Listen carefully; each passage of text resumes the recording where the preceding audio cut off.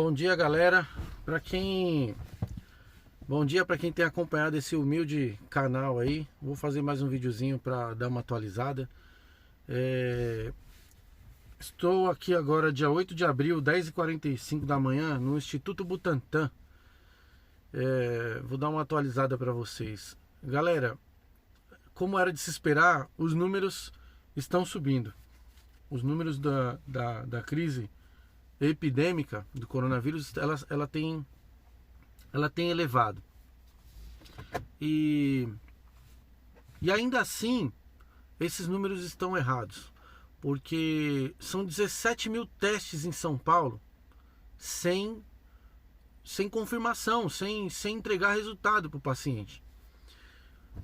Eu consigo identificar um caos tão grande, porque a primeira coisa que a gente deveria ter numa crise como essa seriam os testes. Os testes tanto rápido quanto PCR, né? Ou um teste de ELISA. E aí eu vou aproveitar esse vídeo aqui para dar uma explicada para vocês o que é cada um deles, que eu acho interessante vocês saberem. É minha área também, então é interessante explicar. Galera, a gente tem um teste, que é o teste de PCR, que a gente fala. Ele é um teste real time, né? Ele é feito com termocicladores. Depois vocês dão uma pesquisada aí sobre o assunto. Vou explicar mais ou menos como é feito. Hoje, o teste que a gente tem é esse teste de PCR, que ele é feito por extração de DNA.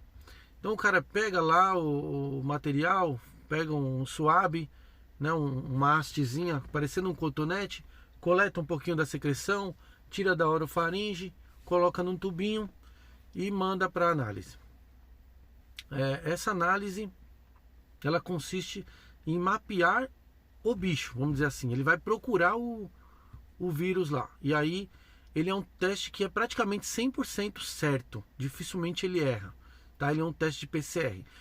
O grande problema é que o teste de PCR ele é positivo ou negativo. Ele não dá outra margem. Vocês vão entender quando eu explicar os outros testes. Então ele só dá ou positivo ou negativo. Então se você está infectado, ele vai dizer que você está contaminado. E se você não estiver, ele vai dar que não está. Beleza. Legal, é um testezinho que, se você está passando mal, você está doente, ele é bom. Mas e o teste, por exemplo, se eu fui um paciente assintomático, eu fiquei doente, não senti nada e tudo passou. Aí a gente tem um teste de IgG, que é a memória imunológica. Esse teste, ele vai medir uma imunoglobulina. Então é diferente do outro PCR lá, que a gente vê o DNA. Na imunoglobulina a gente vai ver a nossa defesa. Então vai ver se eu já criei imunidade, se eu já tive aquilo, eu crio uma imunidade. Então a partir desse momento, com esse teste, geralmente o teste rápido é o que faz o IgG. Dá para saber se você já teve, na verdade, se você já teve a doença. Então teve contato, se curou e tá zerado. Memória IgG, memória imunológica. E esse mesmo testezinho rápido, ele faz o IgM. O que vem a ser o IgM? O IgM é para dizer se você tá doente agora, né? Então, você tá numa fase aguda da doença. Opa, peguei a doença, tô doente, tô contaminando, tô na fase aguda.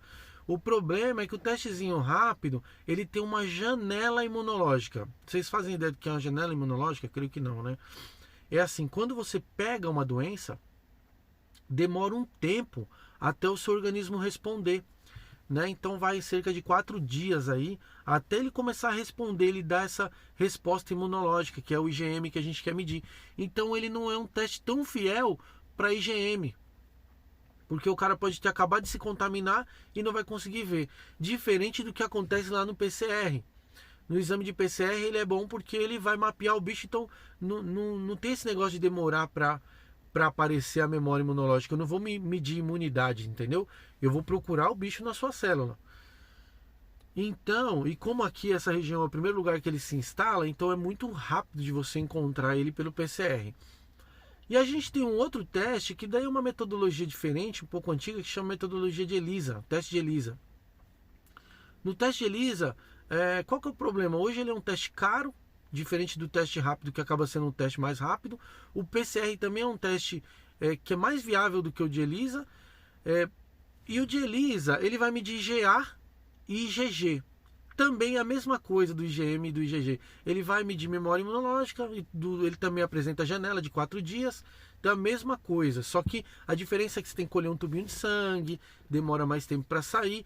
Em contrapartida, o teste rápido é uma gotinha de sangue, sai em 10 minutos, é muito mais rápido, né? O grande problema, galera, nós não temos testes. Nós não temos testes. Hoje, a população está sofrendo porque não tem teste. Vamos voltar lá na quarentena. A quarentena foi feita para deixar as pessoas em casa, para a gente não se contaminar agora, para a gente não sobrecarregar os hospitais, né? Enquanto isso, o governo, né, ele dá conta de organizar, tanto com paramentação, respiradores, leitos e etc. O grande problema, galera, nem paramentação não temos ainda para todos, né? Não tem um treinamento específico ainda para os profissionais de saúde. Muitos estão se contaminando. Olha, vou atualizar números para vocês. 17 mil testes parados. São, se não me engano, 900 profissionais de saúde afastados no Rio. Entendeu? As pessoas que são para cuidar da gente estão se contaminando. Estão tendo que ficar em casa. O teste delas está demorando 14 dias para sair. É um absurdo. Já morreram algumas enfermeiras aí, técnicos de enfermagem, e muitos se contaminando. Aqui no Sudeste, a coisa está muito feia, porque quando esses números começarem a aparecer de verdade, esses números que eu digo são esses que estão parados. Tem muito teste parado, tem muito teste. Então, imagina 17 mil pessoas, tira uma fatia delas que vão se curar, vão ficar bem, mas dessas 17 vai contaminar mais um monte que ainda não fez teste, tá mal em casa e não fez teste, não sabe, é só uma fatia. Então, por aí dá para você entender o que está por vir, né?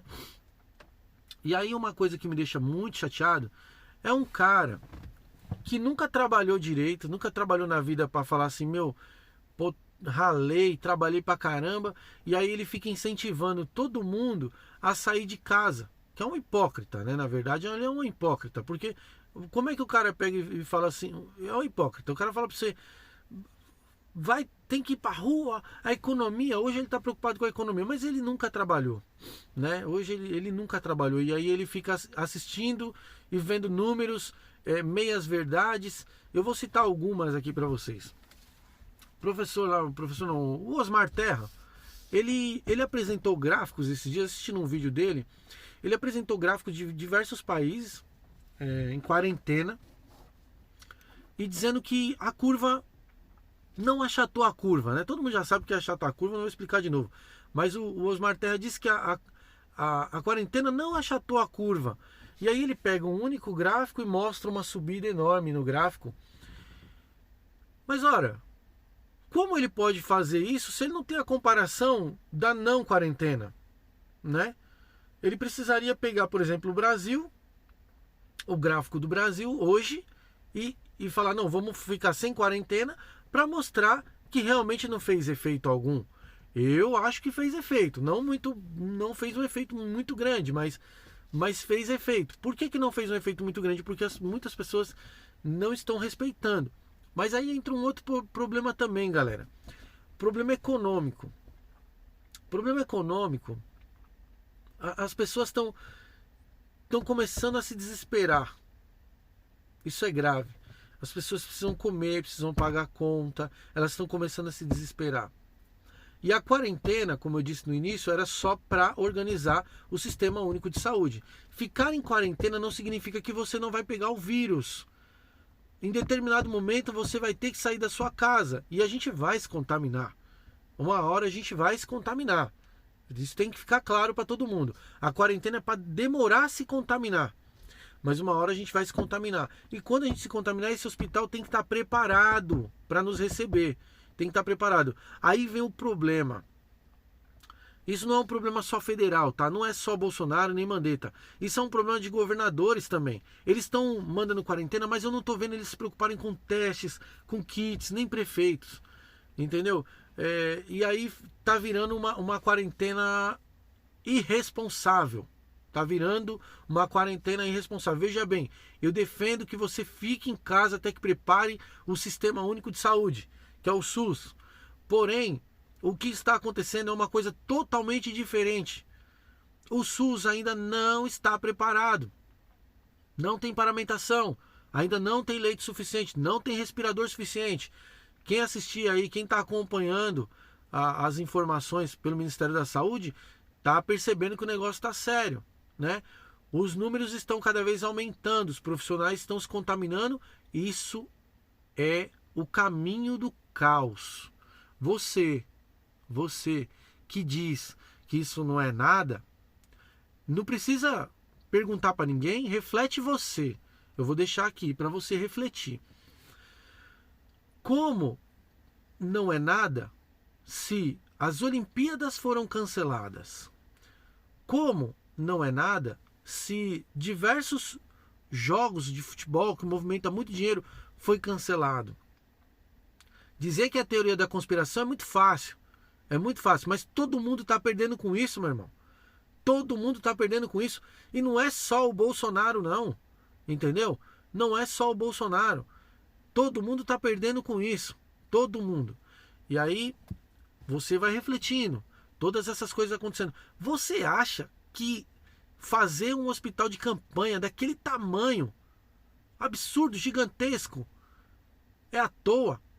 É à toa. E há quem vá questionar, dizer assim: ah, por que não pegou esse dinheiro e investiu nas unidades de saúde que já existe? Eu te explico por quê. É muito simples. Vocês não viram o que aconteceu no Prevent Senior? Chegou um doente no meio do pessoal, que lá é um convênio só de pessoas de idade. Morreu 80, porque não houve aquele isolamento. O hospital de campanha é justamente para concentrar todos os que têm coronavírus lá. Todos lá. Agora, se você pegar um hospital, vou investir em leito dentro. Você vai fazer uma cagada. Você vai misturar a galera e aí você pode contaminar pessoas que estão doentes por outros motivos lá. Então, tá certo, tem que separar. Mas voltando ao raciocínio. Você que diz que não é nada, que é uma gripinha aí, você acha que os caras estariam fazendo hospital de campanha à toa, cara? À toa, gastando milhões e bilhões para poder trazer equipamentos a troco de nada. A troco de nada. Cara, se você ainda não enxergou, é porque você ainda não teve um rosto conhecido com o coronavírus. O dia que você tiver um rosto conhecido, aí isso vai mudar para você. Ao ponto da quarentena, voltando no ponto da quarentena, eu defendo o seguinte: os estados hoje, onde o número de casos é muito baixo, a população tem que trabalhar. Mas aqui em São Paulo, a população só pode ser liberada. Aqui em São Paulo não, Sudeste. No Sudeste e Sul, a população só pode ser liberada a partir do momento que a gente tiver leitos, paramentações e tudo mais, né? As cidades que são pequenas, geralmente elas já têm ali, é só ela fazer o cálculo, como o ministro fala, faz o cálculo, tem um critério para poder fazer isso, né? Vamos liberar as pessoas de acordo com o número de leitos. Quando o caso começa a aumentar, a gente trava, faz uma quarentena até conseguir se recuperar. Esse é o ponto da quarentena que eu defendo. A quarentena que ela precisa ser inteligente, ela não pode ser uma quarentena irresponsável. Aqui em São Paulo, eu acho que já começou a partir para a irresponsabilidade, porque o poder público já teve tempo de se organizar, galera. Já teve tempo, não se organizou ainda, não tem teste, não tem exame. Então, cara, agora vai da sua consciência. Você quer se arriscar? Você quer se arriscar? Se arrisca. Se arrisca. Eu te dou o meu conselho. Meu humilde conselho. Nosso sistema de saúde não tem preparo. Não tem preparo. E esses números, o pico ainda não começou. Quem diz para você que nós já vamos começar a diminuir o número de casos, os números estão todos errados. Já começa por aí. Não é diminuir o número de casos assim, não. Os números estão aumentando. Outro fator. Você que fica assistindo aí, que nem eu falei do Osmar Terra, Anthony Wong. O Anthony Wong, sabe o que ele dizia, galera? O seguinte: em 1 milhão de casos, pelo número dele, em 1 milhão de casos, a gente teria 2.000 mortes. Pesquisa aí. Você vai ver. Quando eu acompanhei que a gente estava em 1.200.000 casos, uns quebradinhos, a gente tinha 70.000 mortes. Então você está pegando um cara que é um toxicologista pediatra que trabalha no Ceatox. As instituições a qual ele trabalha tirou o corpo fora, falou: meu, eu tô fora do que esse cara tá falando. Porque os caras estão usando de alinhamento político para influenciar a sua mente. Entendeu? A esquerda que eu digo, Globo e tudo mais, ela tenta influenciar a sua cabeça, ela tenta manipular você. Mas a direita também tá tentando te manipular. A direita tá tentando te manipular, cara. Acorda. Entendeu? Você tá recebendo da sua mídia social só o que te interessa. E você tá vivendo, se alimentando só disso. Se alimente também das outras coisas, das outras informações. Olhe o contexto inteiro, o mundo. Teve gente que falou para mim: a China tá tudo funcionando. Não estava. Parou ontem, à meia-noite. Ela parou a quarentena ontem à meia-noite. Hoje ela vai começar a funcionar tudo. Hoje fizeram até festa. Então fala muita abobrinha. Um cara veio me falar que a Austrália não fez quarentena e a Austrália conseguiu sair muito bem de tudo isso. E eu te falo, a Austrália só perdeu em teste para a Coreia do Sul, que foi a melhor, porque eles produzem os testes.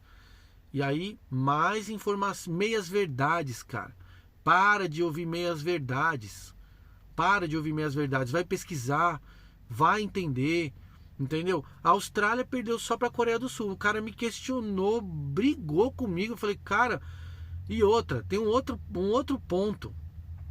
Uma população consciente, eles por si só param. Eles não precisam de lockdown, não. Eles não precisam de governador mandando ficar em casa, não. A população por si só falou: opa, isso aí tá perigoso, bicho. Vou ficar em casa. Entendeu? Vou dar um tempo até o negócio se organizar. Então eles mesmos já é uma cultura diferente. A nossa cultura, vocês sabem, a periferia não parou. Quando o coronavírus bater na periferia, cara, do jeito que ele está indo em progressões geométricas, os hospitais não vão aguentar. Não vão aguentar. E o pior, como não tem teste, e os próprios médicos estão perdidos, eu vou te falar por quê. Madrinha de um amigo meu chegou no hospital, febre, não, fica em casa. Falta de ar, não, fica em casa. Foi ficando em casa, chegou lá, morreu. Chegou lá, já internou e morreu. Muito rápido, coisa de... Sabe? Então, assim... Galera, muito cuidado aí, porque você pode ser uma dessas vítimas, chegar até o hospital e não estar nem aí pra você. Então evita, né? Vamos evitar agora, tentar e vamos cobrar. A gente precisa cobrar do poder público que o sistema esteja pronto. Porque também a gente não pode morrer de fome, né? A economia também colapsa. Não é só o sistema de saúde. Hoje está faltando cobrar os nossos governantes. Prefeito, governador, presidente, entendeu? Todos. A gente precisa cobrar o poder público. O SUS precisa funcionar. O SUS hoje não está preparado, galera. Não está preparado. Se você acha que está preparado, faz o seguinte: chega lá doente para você ver. Não está preparado. Tá? Então, acho que o vídeo já ficou até um pouco extenso. Fiz o dobro do que eu costumo fazer de tempo. Mas qualquer dúvida, mais uma vez, me chama aí que eu respondo para vocês. Entendeu? Por enquanto, fique em casa. Não está preparado o sistema. Valeu, abraço.